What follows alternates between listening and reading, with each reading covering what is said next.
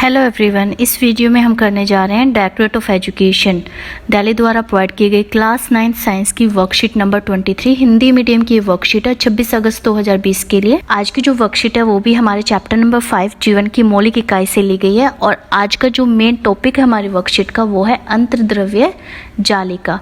अंतर्द्रव्य जालिका, पहले इसका अर्थ समझते हैं। अंतर्द्रव्य, अंतर्द्रव्य का मतलब होता है जो द्रव के अंदर हो, जो जीव द्रव के अंदर हो, और जालिका जो जाल जैसा एक पूरा नेटवर्क हो, इसीलिए इसको ER भी बोलते हैं, एंडोप्लाज्मिक रेटिकुलम। इसको इंग्लिश में एंडोप्लाज्मिक रेटिकुलम कहा जाता है। एंडोप्लाज्मिक मीन्स जीव द्रव्य और रेटिकुलम का अर्थ होता है जाल, जाल जैसा। तो अंतर्द्रव्य जालिका क्या है? जो जीव द्रव्य के अंदर जो जालिका रूपी जो चीज़ है उसको ही अंतर्द्रव्य जालिका कहा गया है। इसकी जो खोज है और इसका जो नामकरण है वो किसने किया था? पोर्टर ने। पोर्टर एक वैज्ञानिक थे, उन्होंने ही इसकी खोज की थी और उन्होंने ही इसका नामकरण किया था।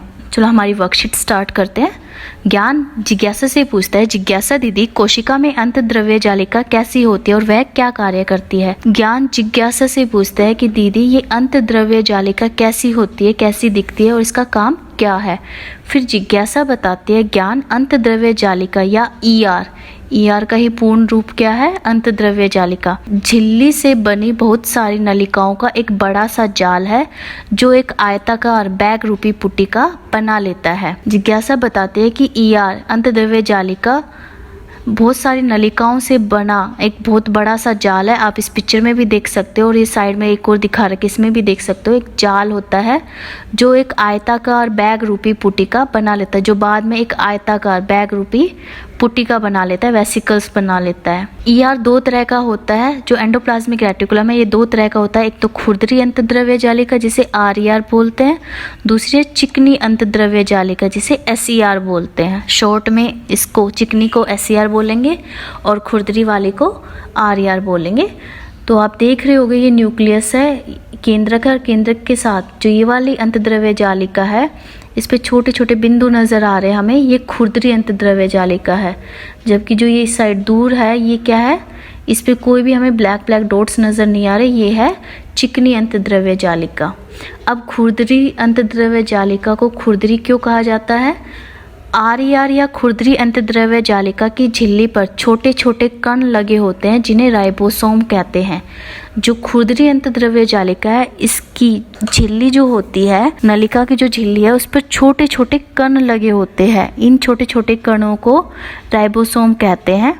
मान लो ये झिल्ली है RER की और इस पे क्या है, ऐसे आपको छोटे छोटे कण नजर आएंगे और इन्हीं कणों को क्या कहा जाता है? राइबोसोम्स कहा जाता है, जिनकी वजह से इसकी सतह खुरदरी दिखाई पड़ती है। इनकी वजह से ही इसका जो सरफेस है वो कैसा दिखाई देता है? खुरदरा दिखाई देता है। यह केंद्रक झिल्ली से जुड़ी रहती है। जो RER है किससे जुड़ी रहती है? केंद्रक झिल्ली। आप देख रहे होगे ये केंद्रक था और केंद्रक से यहाँ से जुड़ी हुई है, अटैच्ड हो रखी है। हम जानते हैं कि हर प्रकार के प्रोटीन निर्माण की सूचनाएं केंद्रक में DNA में होती है। जैसा कि हमने पहले पढ़ा था केंद्रक वाली जो वर्कशीट है कि जो प्रोटीन निर्माण की जो सूचनाएं होती है वो कहाँ होती है? केंद्रक में होती है। और केंद्रक में किसके पास होती है? DNA के पास होती है। जब भी कोशिका में किसी प्रकार के प्रोटीन की ज़रूरत होती है तो यह सूचना RNA के रूप में केंद्रक से बाहर आती है और राइबोसोम इन सूचनाओं के आधार पर प्रोटीन बनाता है और ये प्रोटीन RER के द्वारा कोशिका के विभिन्न हिस्सों तक पहुंचाए जाते हैं। सबसे पहले जैसे कोशिका को ज़रूरत होगी किसी भी प्रोटीन की तो ये इन्फॉर्मेशन किसके पास पहुंचेगी? केंद्रक के पास। और जब ये सूचना केंद्रक के पास पहुंचेगी तो केंद्रक में क्या होता है? DNA।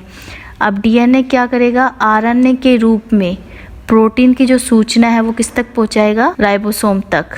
RNA के रूप में पहुंचाएगा राइबोसोम तक।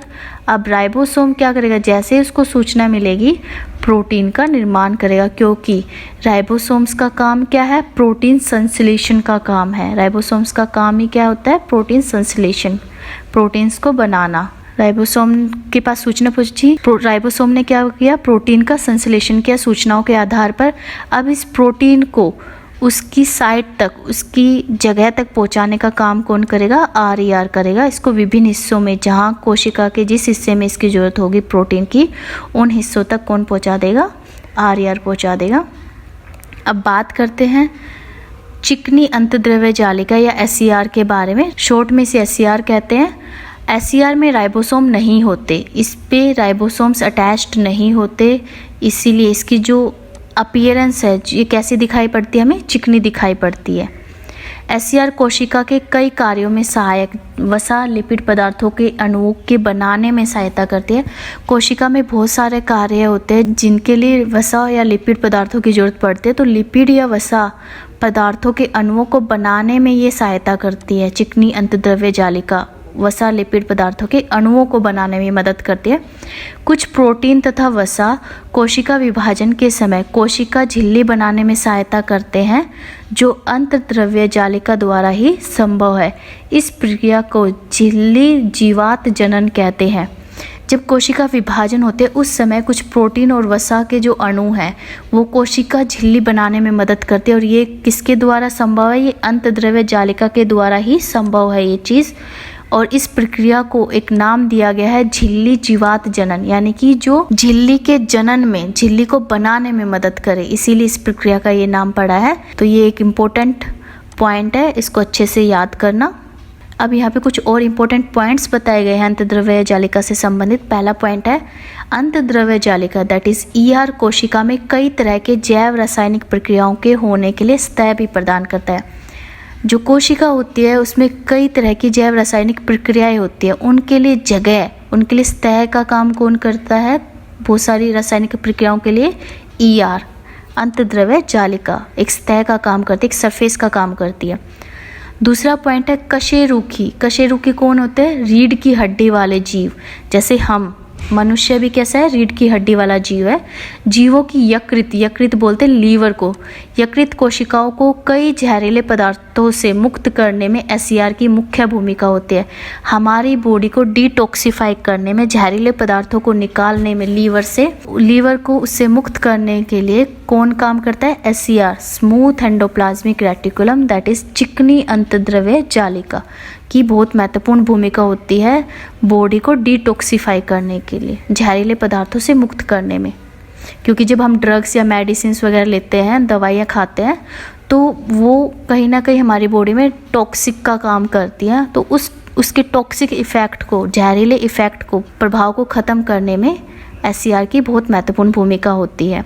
तीसरा पॉइंट है अंतद्रव्य जालिका कोशिका द्रव्य के विभिन्न क्षेत्रों और केंद्रक के मध्य पदार्थों के परिवहन के लिए नलिका के रूप में कार्य भी करती है।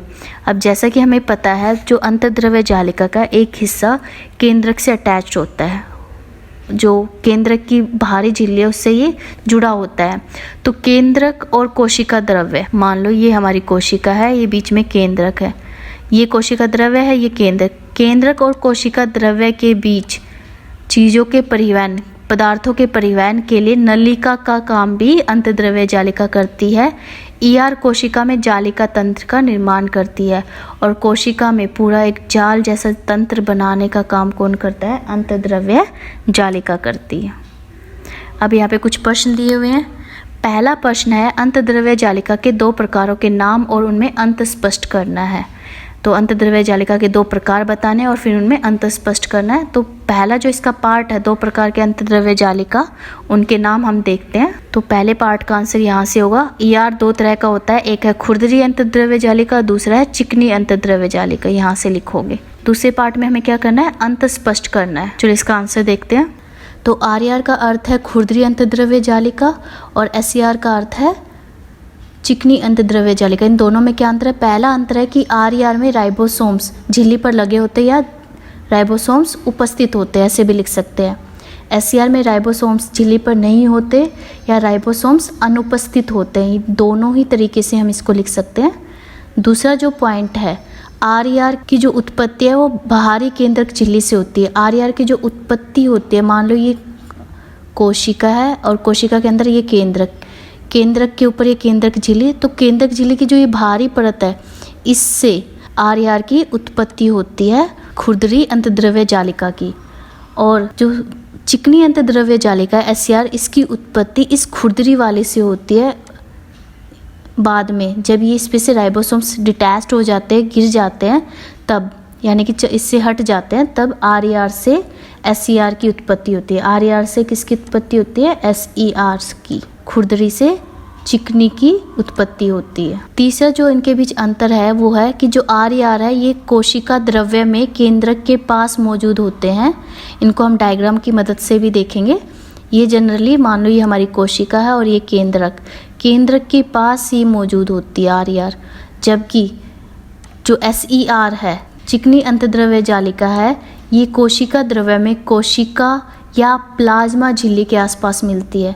SER इधर मिलेगी आपको इस साइड, यहाँ पे SER होती दोनों ही कोशिका द्रव्य में है, परंतु RER केंद्रक के पास और SER प्लाज्मा झिल्ली के पास। फोर्थ जो पॉइंट है वो है RER का काम है प्रोटीन संश्लेषण, क्योंकि इस पे राइबोसोम्स अटैच्ड होते हैं, जुड़े होते हैं, वह उनका संचयन करना, उनका स्टोरेज करना। SER का काम है लिपिड अर्थात वसा तथा स्टीरॉयड अणुओं का संश्लेषण और उनका संचयन करना। तो ये 4 अंतर है, हम इन्हें लिखेंगे इन दोनों के बीच में, SER और RER के बीच में। आप वीडियो पॉज करके इन्हें लिख सकते हैं। अब नेक्स्ट क्वेश्चन देखते हैं। राइबोसोम का कोई एक कार्य लिखिए। राइबोसोम का कार्य बताना है, तो इनका मुख्य कार्य क्या है? प्रोटीन संश्लेषण, प्रोटीन का निर्माण करना। तो आप लिखोगे राइबोसोम का कार्य प्रोटीन संश्लेषण या निर्माण करना है। इनका काम प्रोटीन बनाने का है, इसीलिए हम इनका कार्य लिखेंगे। इनका कार्य है प्रोटीन संश्लेषण या प्रोटीन निर्माण करना है। नेक्स्ट क्वेश्चन है झिल्ली जीवात जनन किसे कहते हैं? झिल्ली जीवात जनन की हमें परिभाषा बतानी है। ये अभी हमने पढ़ा था कि कुछ प्रोटीन तथा वसा कोशिका विभाजन के समय कोशिका झिल्ली बनाने में सहायता करते हैं, और जो ये प्रक्रिया होती है कोशिका विभाजन के समय कोशिका झिल्ली बनाने की, इसी प्रक्रिया को झिल्ली जीवात जनन कहते हैं। तो इसका आंसर यहाँ से लेके यहाँ तक होगा। थर्ड क्वेश्चन का आंसर है ये। अब है क्वेश्चन नंबर 4। RER की सतह खुरदरी क्यों दिखाई पड़ती है? इसकी सतह हमें खुरदरी क्यों नजर आती है?